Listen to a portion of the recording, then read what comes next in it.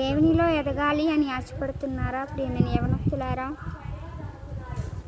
దేవుడు మిమ్మల్ని బాగుగా వాడుకునుగాక. ఆమేన్. దేవుడు ఆశపడ్డ ప్రాణాన్ని తృప్తిపరుస్తాను అని అన్నారు. కాబట్టి ప్రియమైన యవనస్తులారా, ఎందరైతే దేవునిలో బలముగా వాడబడాలి, ఆయన చిత్తముకై నడవాలని ఆశపడుతున్నారో మీ ప్రతి ఒక్కరి ఆశను దేవుడు తృప్తిపరచునుగాక.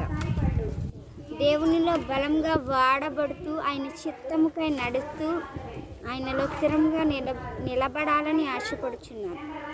ముఖ్యముగా దేవుని చిత్తముకై నడవాలి అని ఆశ ఉన్నప్పుడు శోధకుడు మనల్ని రకరకాలుగా శోధిస్తాడు.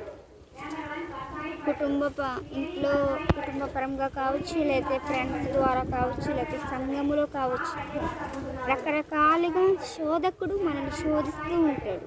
అయినను ప్రియమైన యవనస్తులారా, మీరు దేవునిలో ఎదగాలని ఆశను వదులుకోవద్దు. దేవుని చిత్తముకై నడవాలని ఆశను మరింత పెంచుకుంటూ దేవునికై నిలబడండి. ప్రియమైన యవనస్తులారా, మీ నుంచి నేను కోరుకునేది ఒక్కటే, ప్రతి యవనస్తుడు దేవునిలో ఎదగాలి, ప్రతి యవనస్తురాలు దేవుని చిత్తముకై నడవాలని ఆశపడుతున్నారు. దేవుని వాక్యం సెలవిస్తుంది కదా, యవన కాలంలో కాడి మోయట సులువు అని దేవుని వాక్యం తెలుస్తుంది. దేవుని కాడిని ప్రతి యవనస్తుడు మోయాలని ఆశపడుతున్నారు.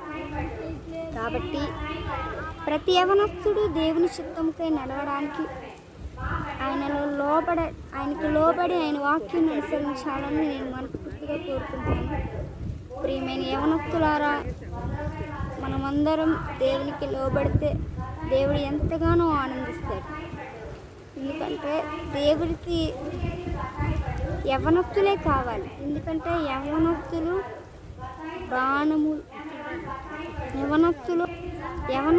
బలవంతుని చేతిలో బాణము వలెవారు.